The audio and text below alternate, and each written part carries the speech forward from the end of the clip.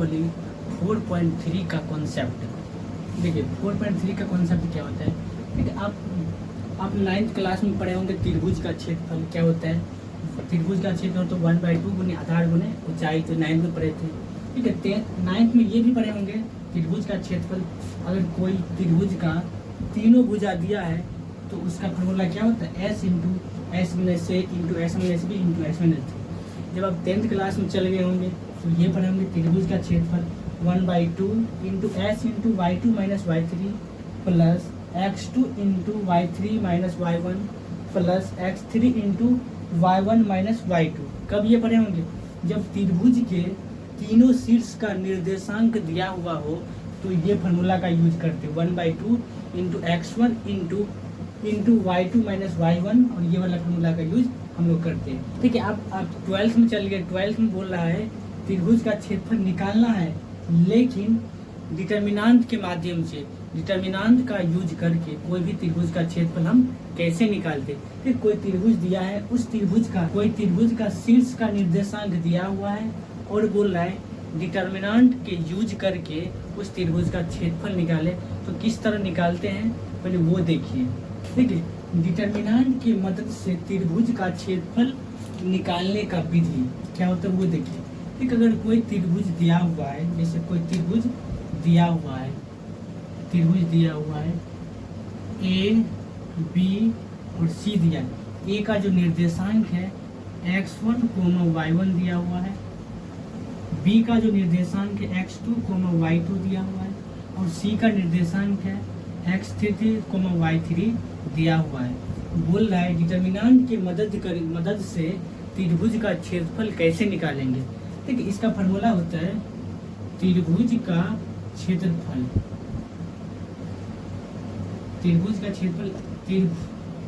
त्रिभुज A B C का क्षेत्रफल क्या होगा। ठीक है, सबसे पहले हम मॉड लगाएंगे, फिर 1/2 डिटर्मिनांट देंगे। अब क्या ही देंगे।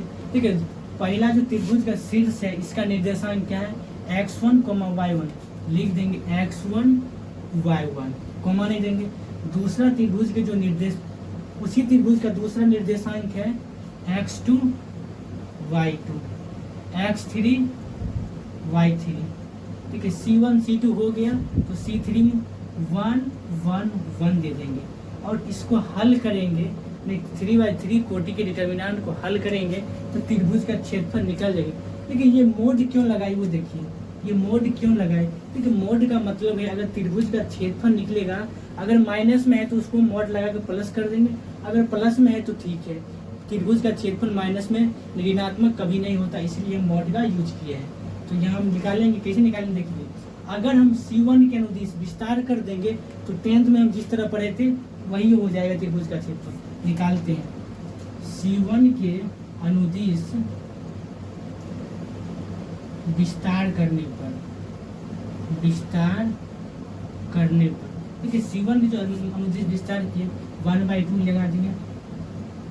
C1 क्या x1 है, x1 प्लस फिर प्लस माइनस प्लस फिर minus x2 minus plus minus फिर प्लस में x3 हो जाएगा, x3 हो गया।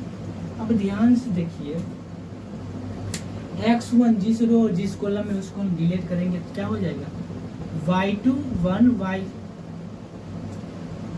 यहाँ पर y3 हो जाएगा, डिलीट करेंगे क्या y2 1 y3 1, यहाँ लिख देंगे y2 1 y3 1। x2 जिस कॉलम में उसको डिलीट करेंगे, डिलीट किया क्या हुआ y1 1 y3 1। x3 जिस कॉलम में उसको जब डिलीट करेंगे क्या होगा y1 1 y2 1 y1 1 y2 1 ये आया। अब ध्यान से देखिए x1 जिस कॉलम में जब डिलीट किए हैं y2 1 y3 1 आया, जब डिलीट किए y3 1। जब minus x2 plus minus plus minus x2 जिस कॉलम में उसको डिलीट किए y1 1 y3 1 हो गया। x3 जिस कॉलम में डिलीट किए हैं तो y1 1, y2 1 हुआ। जब इसका हम डिटर्मिनेंट का जो वैल्यू निकालेंगे तो क्या होगा वो देखिए, 1/2 है तो 1/2 लिख देंगे, इंटू x1 है x1, इंटू 1 में y2 से गुना करेंगे y2 माइनस y3 में 1 से गुनेंगे y3 हो जाएगा, फिर माइनस x2 हो जाएगा। 1 में हम y1 से गुना करेंगे तो y1 हो जाएगा, y1 माइनस y3 में 1 से गुनेंगे y3 हो जाएगा, प्लस में x3 हो जाएगा। फिर y1 में 1 से करेंगे तो y1, फिर माइनस y2 में 1 से करेंगे y2 हो जाएगा। यही हो गया आपका फार्मूला। देखिए 10th में जो था यहाँ पर प्लस था तो हम क्या करेंगे, देखिए 1/2 into x1 into y2 minus y1। देखिए माइनस है, माइनस में माइनस को इसमें गुना कर देंगे, क्या हो जाएगा, जब माइनस को इसमें गुना करेंगे तो x2 क्या हो जाएगा, x2 प्लस में हो जाएगा, माइनस से गुना करेंगे तो क्या होगा, x2 इंटू y3 क्या हो जाएगा, प्लस में हो जाएगा, तो y3 प्लस में हो जाएगा, y1 किस में हो जाएगा, माइनस में हो जाएगा, तो माइनस y1 हो जाएगा। देखिए यहाँ पर प्लस रख देंगे, इस माइनस को अंदर में गुना करेंगे तो y1 जो है वो माइनस में हो जाएगा, y1 y3 है माइनस में प्लस में हो जाएगा, प्लस में प्लस है तो plus x3 into y1 minus y2 हो गया। यही फार्मूला आप 10th क्लास में यूज करते थे, डायरेक्ट ये फार्मूला यूज करते। जब 12th में आए कि डिटर्मिनेंट की मदद से वो फार्मूला हम यूज कर रहे हैं। जब कभी हमको निकालना हो त्रिभुज का क्षेत्रफल, मॉड लगा के निकालेंगे। लेकिन अगर मॉड नहीं भी दीजिएगा चलेगा, लेकिन जब माइनस में आएगा तो मॉड लगा के प्लस में लिखा जाता है। यही हुआ डिटर्मिनेंट की मदद से त्रिभुज का क्षेत्रफल। देखिए अब इस पर एक क्वेश्चन देते हैं ताकि आपको क्लियर में समझ जाएगा किस तरह हम कहाँ पर यूज करेंगे और किस तरह यूज किया जाता है। तो आप लोग बने आपके बुक का उदाहरण नंबर 17 है। एक उदाहरण नंबर 17 क्या है, एक त्रिभुज का क्षेत्रफल ज्ञात कीजिए जिसके शीर्ष क्रमशः G8 3,8 -4,2 और 5,1 है। तो कोई त्रिभुज है, त्रिभुज का शीर्ष का निर्देशांक ज्ञात दिया हुआ है और बोला त्रिभुज का क्षेत्रफल निकालने के लिए। इसको हम किस तरह बनाते हैं वो देखिए। एक त्रिभुज हम ड्रॉ कर देते हैं। एक त्रिभुज है, ए है, इसका निर्देशांक 3,8 है, 3,8। बी दिया हुआ है, इसका निर्देशांक -4,2 दिया हुआ है। सी दिया हुआ, इसका निर्देशांक है 5,1 दिया हुआ है। ठीक है, त्रिभुज का क्षेत्रफल क्या होता है बता देते हैं। त्रिभुज का क्षेत्रफल, ठीक है, त्रिभुज का क्षेत्रफल होता है mod 1/2 x1 y1 x2 y2 x3 और y3 1 1 1 यही होता है। ठीक है, त्रिभुज का क्षेत्रफल का फार्मूला ये होता है। इसी फार्मूला पर बैठा देना है। 1 में देखिए मॉड नहीं लिखते हैं डायरेक्ट। अगर आंसर माइनस में होगा तो प्लस मॉड लगा कर प्लस कर देंगे, नहीं लिखेगा तो ठीक है, लेकिन मॉड यहाँ होता है। आंसर में अगर माइनस में आएगा तो मॉड लगा कर प्लस कर दीजिएगा। 1/2 इंटू x1 क्या है 3 3y1 8 -4 2 5 8 5 8 1 1 1। ठीक है, ये समझिए। देखिए आप अगर हम x1 में 3 लिखे और y1 में 8 लिखे, अगर आपका मन है तो x1 नहीं लिखिएगा, 5 को हम x1 मानेंगे, इसको y1 मानेंगे। 5 1 पहले हम जैसे 3 8 लिखे, आपका मन है 5 1 लिख सकते हैं। हम -4 2 लिखे, आपका मन है 3 8 लिखे। ऊपर नीचे लिख सकते हैं, हाँ लिख सकते हैं। इसीलिए तो मॉड का यूज किए हैं। आपको पता है कि अगर कोई भी डिटर्मिनेंट में कोई दो रो या कॉलम का आपस में इंटरचेंज अदला बदली करते हैं, उस डिटर्मिनेंट का चिन्ह बदल जाता है। क्योंकि ये जरूरी नहीं दिया है कि ए का ये है, बी का ये है, सी का ये है। एक सीक्वेंस में तो दिया नहीं है। ए का जगह पर आप ये लिखिए, बी का ये हो सकता है, हम इसको बी लिखें, बी इसको लिखें, आप बी इसको लिख लेते हैं, जरूरी नहीं है। तो इसलिए हम मॉड का यूज लगाते हैं। फार्मूला में इसलिए मॉड का यूज लगाया जाता है ताकि अगर आप ऊपर नीचे कहीं भी लीजिएगा तो मॉड लगा के उसको हम प्लस में कर देते हैं, क्योंकि त्रिभुज का क्षेत्र नेगेटिव में कभी नहीं आता। ठीक है, यहाँ पर लिखते हैं R1 के अनुदिश विस्तार करने पर अगर हम R1 के अनुदिश विस्तार करेंगे तो क्या होगा, प्लस माइनस प्लस, ये तो चिन्ह तो पता ही है, प्लस माइनस प्लस होता है। यहाँ लिख देंगे 3 जिस रो जिस कॉलम है उसको हम डिलीट कर देंगे, 3 माइनस 8 प्लस में 1, ठीक है। 3 जिस रो जिस कॉलम में उसको डिलीट करेंगे, 2 1 1 1 2 1 1 1। 8 जिस रो जिस कॉलम में उसको डिलीट करेंगे क्या हो जाएगा, -4 1 -4 1 5 1।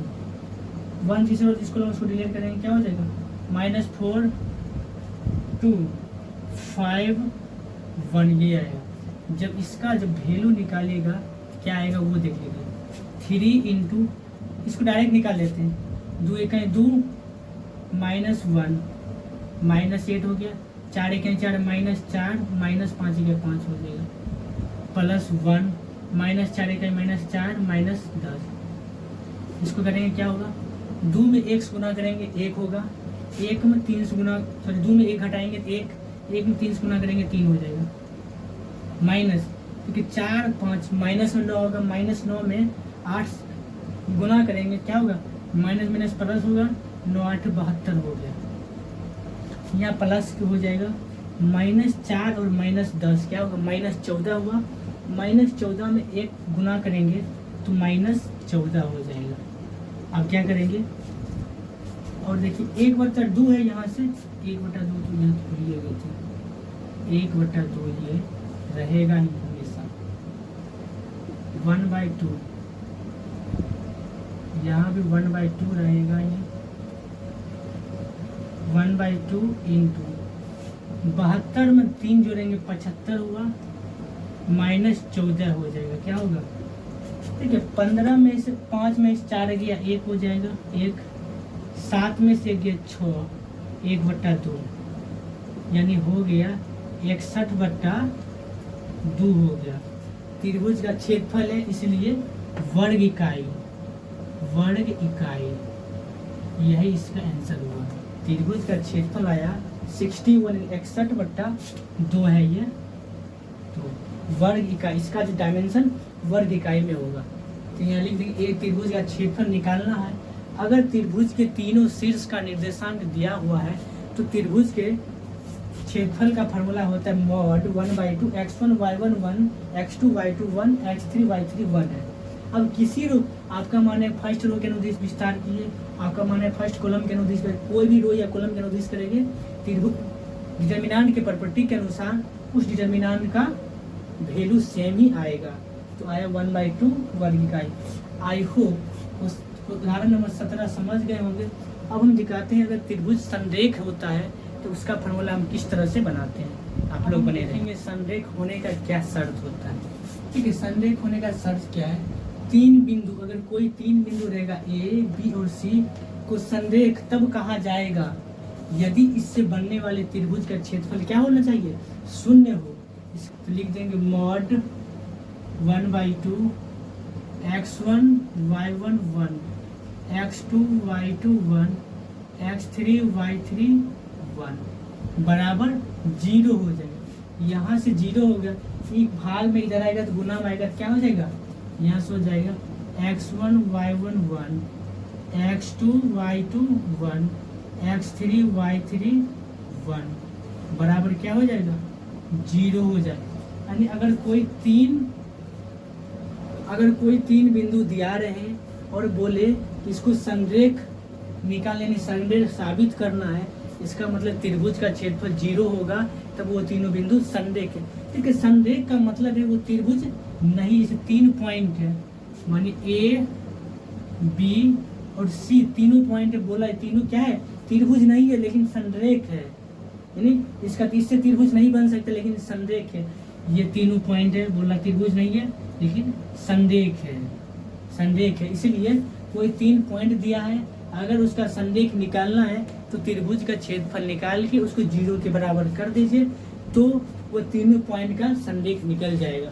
आई होप समझ गए होंगे, कोई 3 बिंदु संरेख रहेगा तो किस तरह से बनाना है। देखिए इस पर एक सवाल देते हैं, आपको क्लियर में समझ आ जाएगा ये कोई भी त्रिभुज, अगर कोई बिंदु दिया है उसका अगर संरेख निकालना है तो किस तरह निकालेंगे, तो आप लोग बने रहे। अब हम देखेंगे प्रश्नावली 4.3 का क्वेश्चन नंबर 2 है। देखिए क्वेश्चन नंबर 2 हम बनाते हैं। देखिए उसके आधार पर एग्जाम्पल में कोई भी क्वेश्चन नहीं था तो क्वेश्चन नंबर 2 बनाते हैं। ये क्वेश्चन नंबर 2 है, दर्शाइए कि बिंदु ए, बी और सी संरेख है। बोला दिखाने के लिए बिंदु ए बी सी क्या है, संरेख है। देखिए सबसे पहले हम निकालेंगे संरेख। कैसे निकालते हैं, अगर त्रिभुज का क्षेत्रफल 0 के बराबर आया तो वह बिंदु क्या है, संरेख है। लिखेंगे त्रिभुज ए बी सी का क्षेत्रफल क्या होता है 1/2 x1 y1 1 x2 y2 1 x3 y3 1, ये होता है। सबसे पहले हम त्रिभुज का क्षेत्रफल निकालेंगे।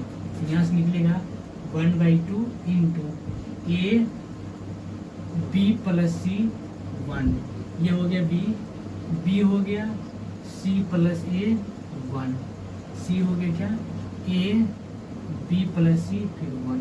देखिए x1 y1 1 है तो 1 हो गया, फिर x2 y2 x3 y3 हो गया। सबसे पहले हमको क्या निकालना है, त्रिभुज का क्षेत्रफल। देखिए इसमें हम संक्रियाओं का यूज करेंगे, इस डिटर्मिनेंट में संक्रियाओं का यूज करेंगे।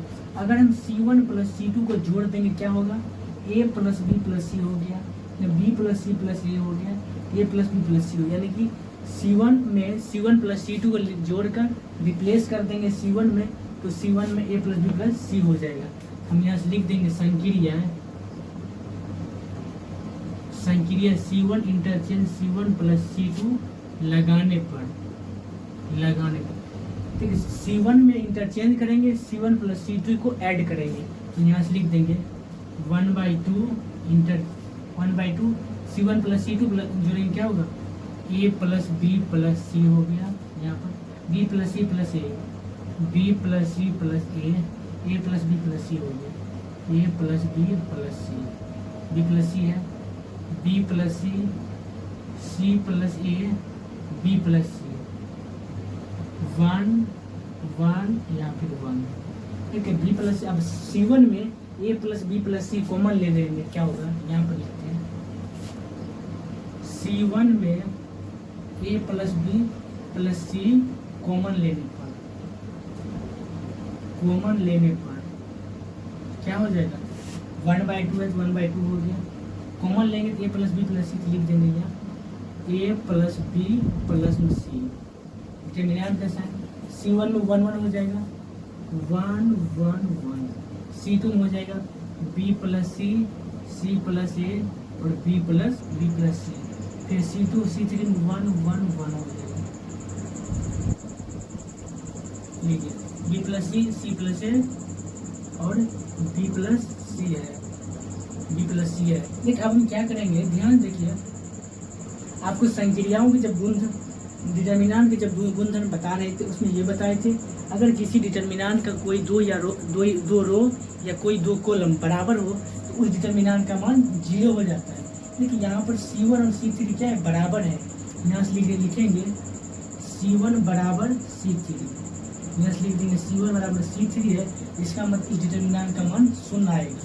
यहाँ लिख देंगे 1/2 a plus B plus C into क्या हो 0, क्या हो जाएगा 0 हो गया। त्रिभुज का क्षेत्रफल क्या होगा 0 हो गया। यहाँ से लिख देंगे त्रिभुज ए बी सी का क्षेत्रफल बराबर 0। जब 0 आया कि बिंदु ए बी और सी क्या है, संरेख है। नीचे एक पॉइंट यहाँ से नीचे में लिख दीजिएगा, यहाँ पर लिख देते हैं ताकि जगह नहीं है। लिखेंगे अतः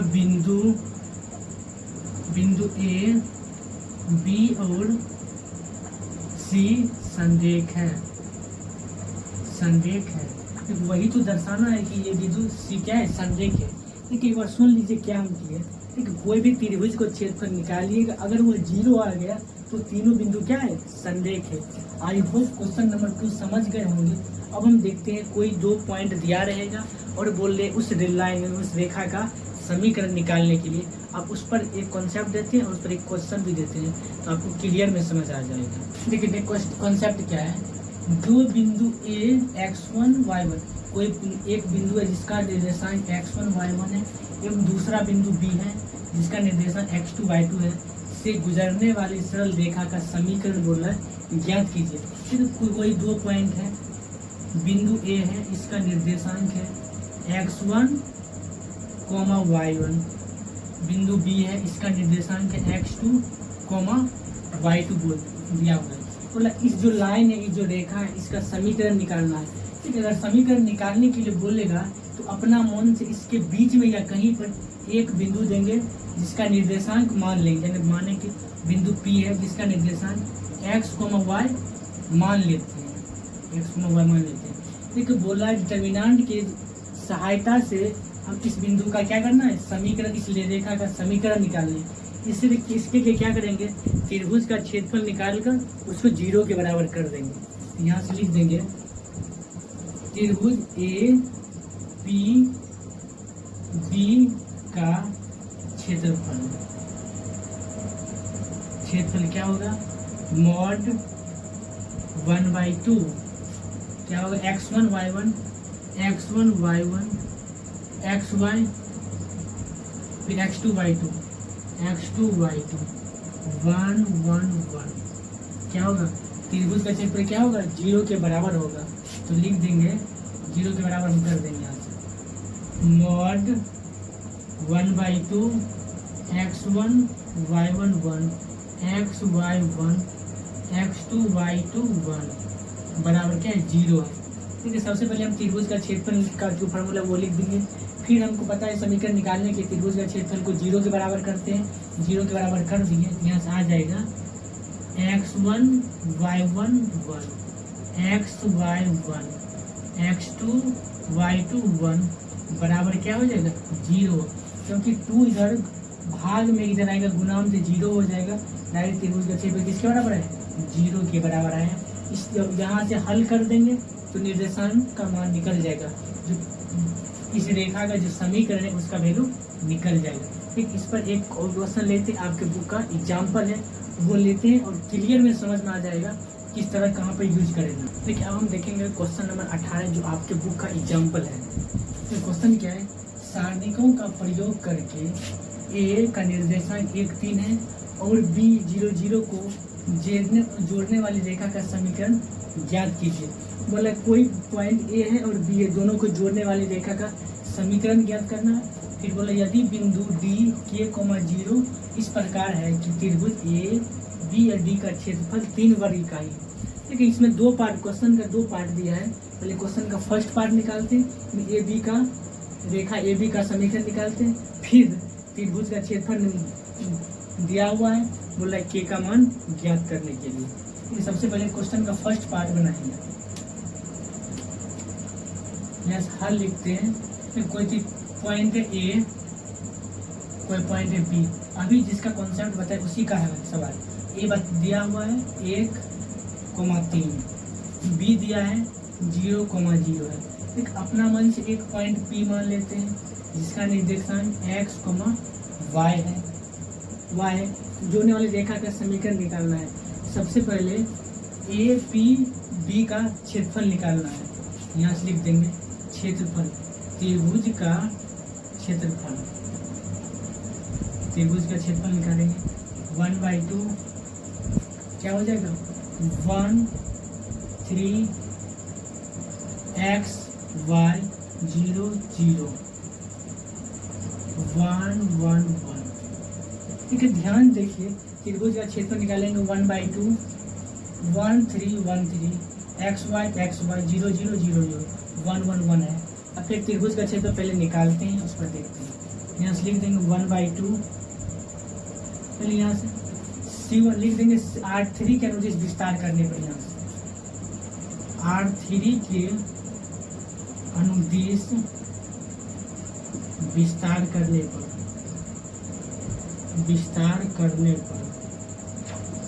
क्या हो जाएगा, 1/2 into plus minus plus minus plus minus plus minus plus plus 1 हो जाएगा, जिस रो जिस कॉलम में उसको ढक देंगे तो क्या हो जाएगा 1 3x और y हो जाएगा।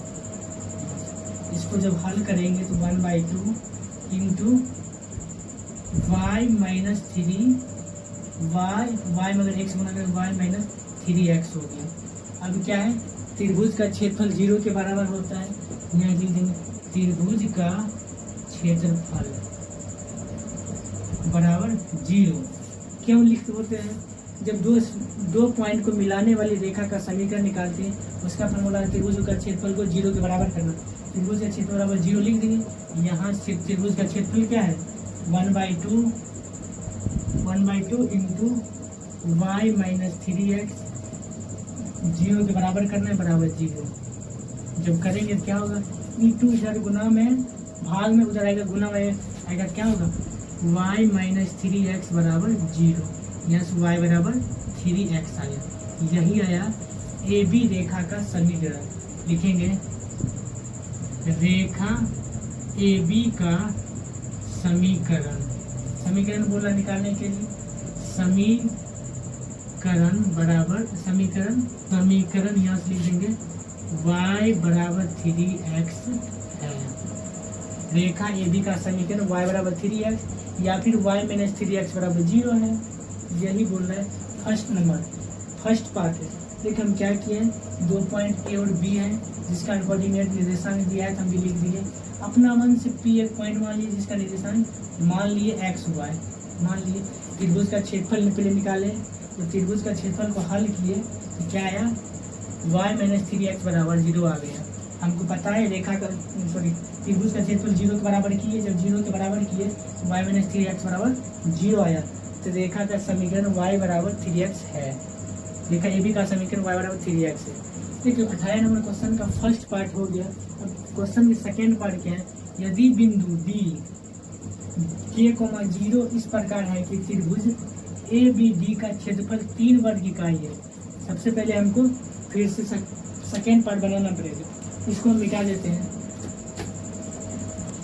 इसको जब मिटाएंगे तो क्या होगा वो देखिए। इसमें सेकेंड लिखे सेकेंड पार्ट से माने त्रिभुज का 3 पॉइंट दिया ए दिया हुआ है। ए दिया है ए 1,3 ए का निर्देशांक दिया है बी का निर्देशांक 0,0 दिया है और डी का निर्देशांक दिया है K,0 दिया हुआ है। ए है बी है और क्या है बिंदु डी है बोला उसका क्षेत्रफल दिया हुआ 3 वर्ग इकाई। यहाँ लिख लेंगे त्रिभुज ए बी डी का क्षेत्रफल देखिए यहाँ बोला त्रिभुज ए बी डी का क्षेत्रफल निकालिए mod 1/2 x1 y1 1 x2 y2 1 x3 y3 1। यहाँ से 1/2 हो जाएगा। x1 क्या है 1 3 1 हो गया। फिर 0 0 1 K 0 1 यहाँ तो हो गया। अब ध्यान देखिए किस रो के अनुदिश विस्तार करेंगे R2 के अनुदिश विस्तार कर देंगे तो कैलकुलेशन आसान हो जाएगा। यहाँ से लिख देंगे R2 के अनुदिश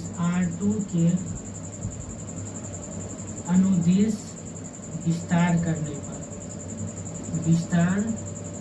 पर जब विस्तार करेंगे तो क्या होगा देखिए plus minus plus minus plus minus हो जाएगा। Plus minus plus minus plus minus हो जाएगा। यहाँ लिख देंगे इक्वल टू 1/2 माइनस 1 हो जाएगा। ये 1 जिस रो जिस कॉलम में उसको ढक देंगे क्या हो जाएगा 1 3 K 0। इसको जब हल करेंगे तो 1/2 इंटू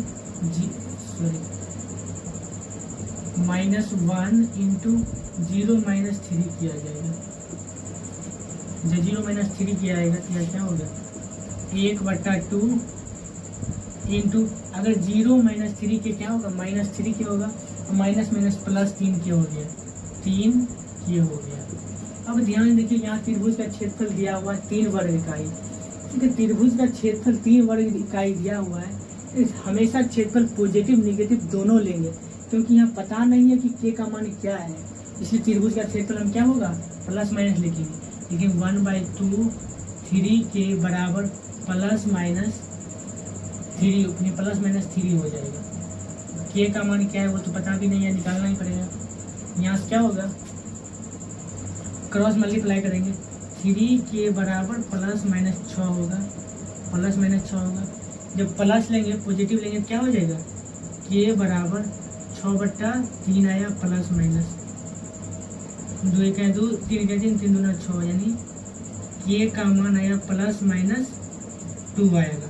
देखिए के का मान प्लस माइनस 2 है, इसलिए के का मान प्लस माइनस 2 है। मानिए एक कोई निर्देशांक है, अगर के का मान पॉजिटिव में 2 आया, निगेटिव में 2 आया, जरूरी नहीं कि के का इधर वाला बोल रहा है, बोल नहीं रहा है किधर वाला है, इसलिए के का मान पॉजिटिव भी आएगा निगेटिव भी आएगा। पॉजिटिव आएगा तो ये वाला त्रिभुज का वैल्यू है, और निगेटिव आएगा इस साइड वाला वैल्यू होगा, इसलिए के का मान प्लस माइनस 2 होगा। आई होप क्वेश्चन नंबर 18 का फर्स्ट पार्ट और सेकेंड पार्ट समझ गए होंगे। आज के लिए इतना ही। कल के वीडियो में हम प्रश्नावली 4.3 का सारा क्वेश्चन लेकर आएंगे। तब तक के लिए जय हिंद, बाय बाय।